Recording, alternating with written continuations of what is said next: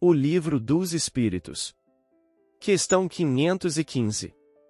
515. Que se há de pensar dessas pessoas que se ligam a certos indivíduos para levá-los à perdição, ou para guiá-los pelo bom caminho? Efetivamente, certas pessoas exercem sobre outras uma espécie de fascinação que parece irresistível. Quando isso se dá no sentido do mal, são maus espíritos, de que outros espíritos também maus se servem para subjugá-las. Deus permite que tal coisa ocorra para vos experimentar.